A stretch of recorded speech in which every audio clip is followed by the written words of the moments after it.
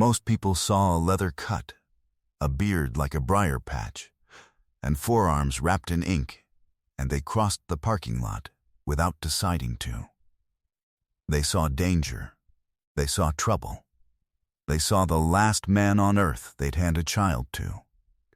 Eli Mercer was 8 years old, and he did not cross to the other side. He limped through the rain-slicked lot of the Blue Ridge Fuel and Diner on Interstate 77 with one shoe soaked through and his ankle already swelling under his sock.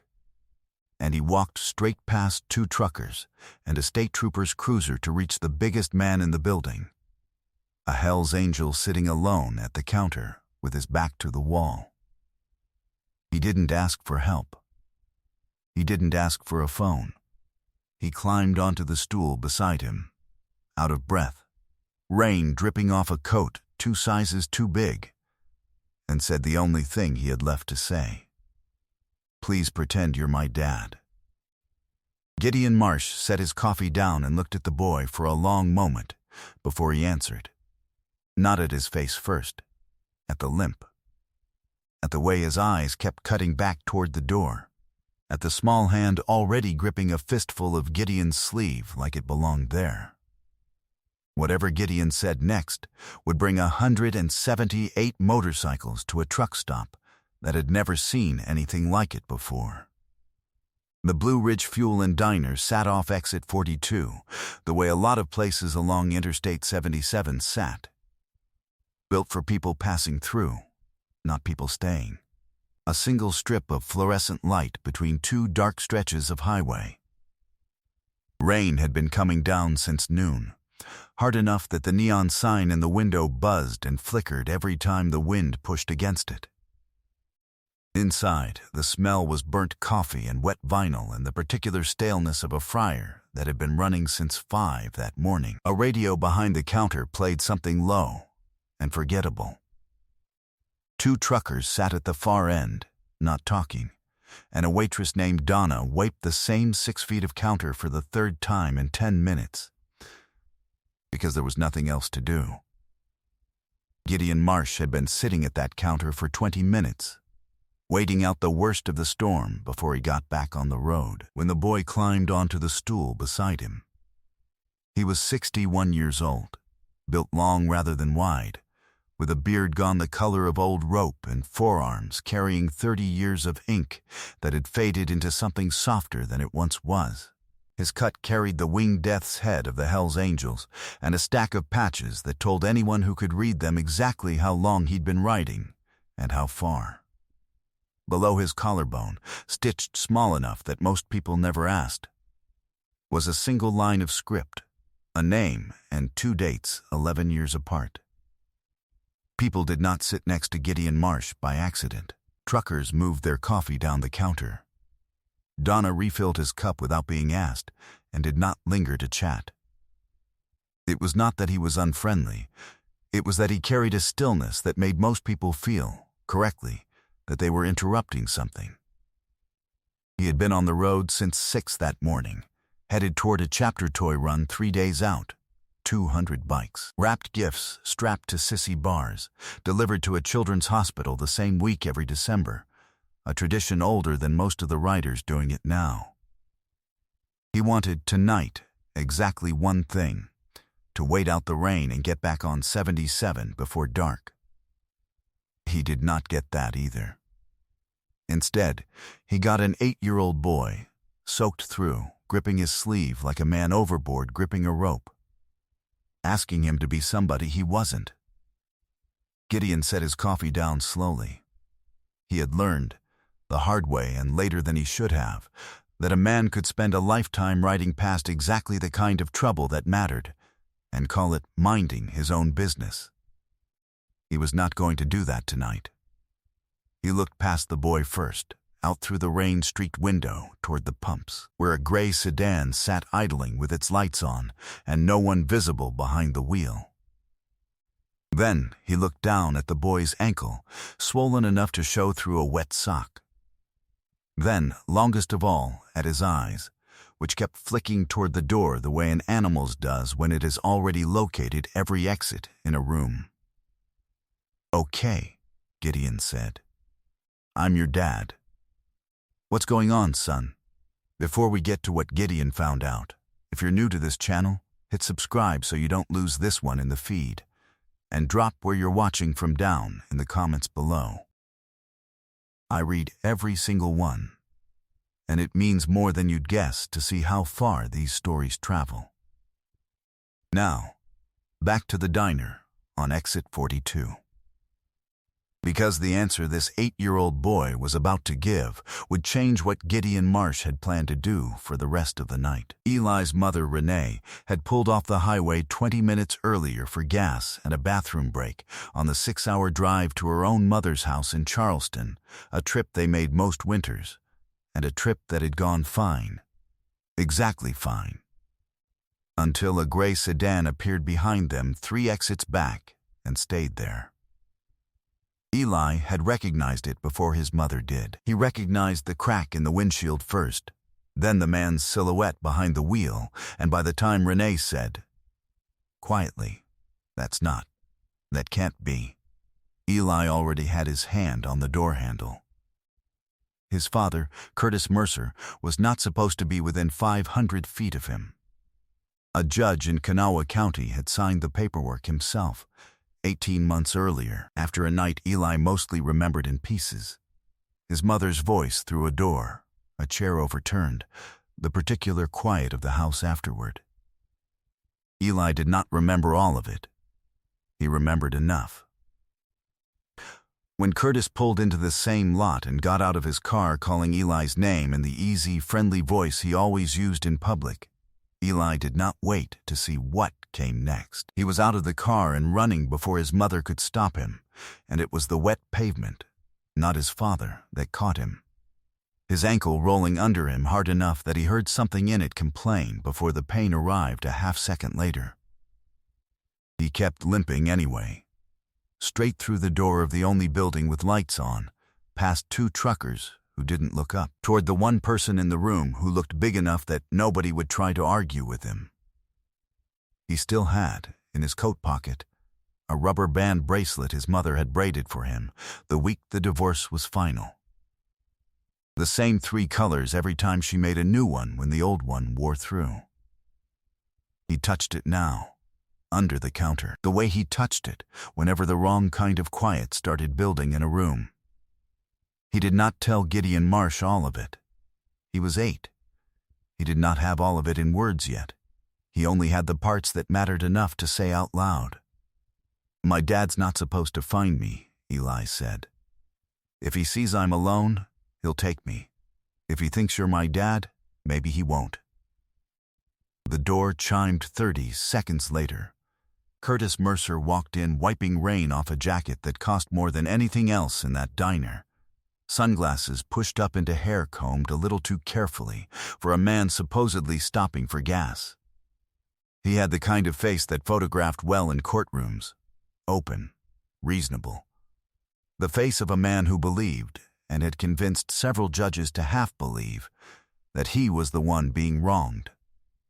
He scanned the room once, found the booth by the window empty, found Renee's car outside, and then found his son sitting at the counter beside a stranger in a leather cut, and something moved behind his eyes before his mouth caught up and smoothed it into a smile. "Eli, hey bud," he said it warmly, the practiced warmth of a man who had learned that volume made people nervous and quiet charm did not.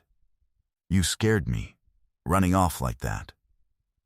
Come on, let's get you back to your mom." He did not look at Gideon. Men like Curtis Mercer rarely looked directly at anyone they hadn't already decided how to handle.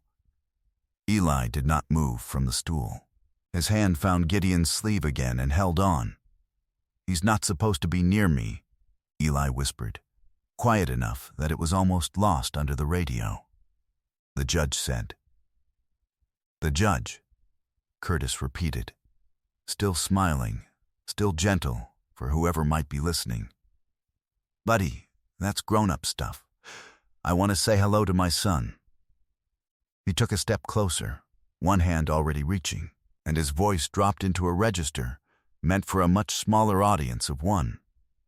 Don't embarrass me in front of people, Eli. You know how this goes. Eli went still in a way that had nothing to do with obedience and everything to do with a body that had learned, at 8 years old, exactly what came after that particular sentence. Gideon Marsh had not said a word since Curtis Mercer walked through the door. He had, however, noticed everything. The way Eli's grip on his sleeve had tightened rather than loosened. The way the boy's breathing had changed the instant that sentence landed. The way a father who genuinely missed his son might have crossed the room in a hurry, and the way this one had crossed it slow and careful and entirely for an audience. Gideon had not decided anything yet, but something in him had already stopped being undecided. Come on, Eli. Now? Curtis's hand closed around the boy's forearm, not hard enough for the two truckers at the end of the counter to look up from their plates, hard enough that Eli's breath caught and his ankle buckled when he tried to slide off the stool. Neither trucker looked up. Donna, behind the register, went busy with a coffee pot that did not need refilling. That was the truck stop, Gideon thought. Not cruel. Silent, in all the ways that mattered. Because getting involved with a man who called himself somebody's father was the kind of thing people paid dearly to avoid. You're hurting him, Gideon said. It was the first thing he'd said since Curtis walked in. He's my son. Curtis didn't look at him. This isn't your business. Friend made it mine when he sat down. Donna, mid-wipe behind the counter, froze with the rag still in her hand. Curtis's smile thinned, but held. Cute. You gonna fight me over a custody arrangement you know nothing about? Real smart. Biker getting involved in a family thing. He pulled again, and this time Eli's bad ankle gave entirely, and he would have gone down onto the tile if Gideon's free hand hadn't come up under his arm to catch him. Not fast, not dramatic. Only there. The way a man catches something he has decided he isn't going to let fall. Renee came through the door at that exact moment, breathless. Rain-soaked, having circled the lot twice, looking for her son, and the sound she made when she saw Curtis's hand on Eli's arm was small and involuntary, and without words. Curtis turned toward her voice, and for half a second his grip loosened. And Eli, small and fast in the way of children who have practiced this exact moment in their heads more times than any child should have to, twisted free and pressed himself into the space behind Gideon's stool, one hand fisted in the back of Gideon's cut. Eli, Curtis said, and his voice had lost its warmth entirely now, gone flat and cold, in a way that made two more people in the diner finally look up from their plates. Get over here. The boy did not move. He stood behind a stranger in a leather cut, trembling. His rubber band bracelet twisted 3 times around his fingers, and said nothing at all. Gideon Marsh set his coffee down. Slowly, the way he did most things, the mug making almost no sound against the counter. He stood, unhurried, and the stool did not so much as scrape. Because he had spent 30 years learning how to move a large body through a room without disturbing anything that didn't need disturbing. He was a full head taller than Curtis Mercer had accounted for. There's a restraining order, Gideon said. You know that. I know that, and in about 10 seconds, everyone in this diner is going to know it too. This is a family matter. Curtis's voice climbed a half step. You don't know anything about this family. Don't need to. Gideon's voice did not rise to meet it. Boyd told me his piece. Judge told you yours. You're not listening to either one. Curtis stepped closer, jabbing a finger toward Gideon's chest without touching it, the first plainly foolish thing he'd done since walking through the door. You want to explain to a judge why some Hell's Angel got physical with a father trying to see his own kid? Wasn't planning on getting physical. Gideon didn't blink. Wasn't planning on much of anything. Was going to stand here until you left. And if I don't? Then, we'll be here a while. Renee had reached Eli by now, both arms around him, and the sound coming out of her was the particular quiet crying of a person trying not to make a scene while everything in her wants to. Donna had come around from behind the register, phone already up, and the two truckers had finally, fully, turned around in their seats. Curtis looked around the diner, at the phone, at the truckers, at his own son pressed into a stranger's back like the stranger was the safer bet. And something in his composure went from smooth to careful, the way ice goes from solid to something you can hear cracking underneath your weight. "Fine," he said. "Fine, I'll call my lawyer. We'll see what a judge thinks of a biker gang intimidating a father." "Go ahead," Gideon said. "Call him. I'll wait." Curtis pulled his phone out, thumb jabbing at the screen harder than the screen required, and it was clear from the way his eyes kept darting up, checking whether his bluff was landing, that no call was actually being placed. "You think this ends with you being the hero?" His voice had gone thin, reaching for a kind of menace it no longer had the weight to carry. "I know people. I'll make your life difficult. Doubt it." Gideon almost smiled. "But you should hurry up deciding whatever you're deciding. Company's coming." "What company?" "Chapter's headed this way for a toy run. Called it in the second the boy sat down next to me." Gideon nodded toward the window, toward the dark stretch of 77 beyond the rain. "About 4 minutes out, by my count." Curtis laughed, short and humorless. "More of you people." "Great, more than you'd like," Gideon said. And something in the stillness of his face made Donna, behind the counter, lower her phone an inch and go quiet in a way she hadn't been all night. For a moment nobody in the diner spoke. The whole room had gone silent except for the rain against the window in long gray sheets, and the radio kept playing something low and forgettable, and underneath both of those sounds there was, faintly, a third one that had not been there a minute earlier.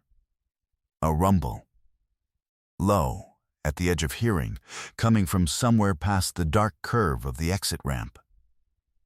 Eli, still pressed into the back of Gideon's cut, felt it before he understood what it was. A vibration through the floor tile, through the counter, through his own chest, and looked up at his mother with an expression that was, for the first time since the gray sedan appeared 3 exits back, something other than afraid. Engines. That was the word Eli would use to describe it to his grandmother the next morning, though it did not come close to covering what happened next. The rumble built the way a storm builds, low, and then lower, then suddenly filling the whole parking lot at once, rattling the window glass hard enough that Donna's coffee pot buzzed against its burner. Curtis's head snapped toward the door, and whatever composure he had left broke completely the moment he understood what he was hearing. They came off the exit ramp in a long, unbroken line, headlights cutting through the rain, and they did not stop coming.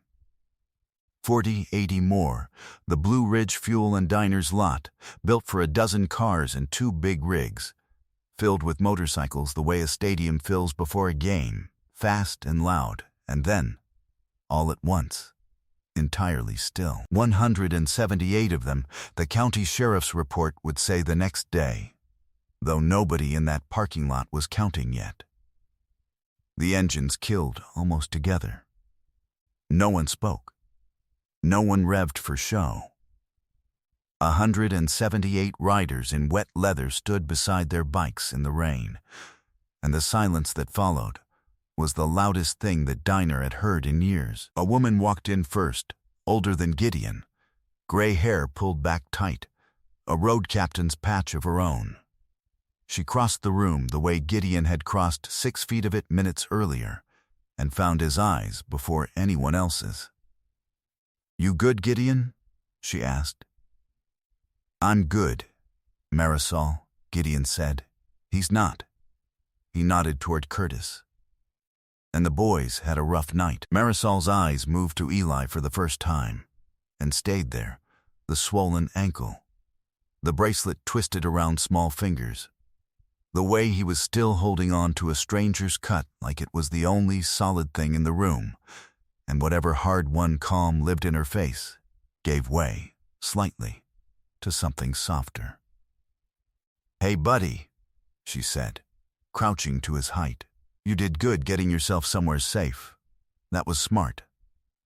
Are you going to help me?" Eli whispered. "Already here, aren't we?" Marisol said. Curtis Mercer looked out at 178 motorcycles filling a parking lot he had nowhere left to drive out of, and did not wait for the sheriff, who was, in fact, already 4 minutes out. He sat down at the nearest booth instead, and did not say another word until the deputies arrived. The deputies who arrived 11 minutes later did not need much explaining.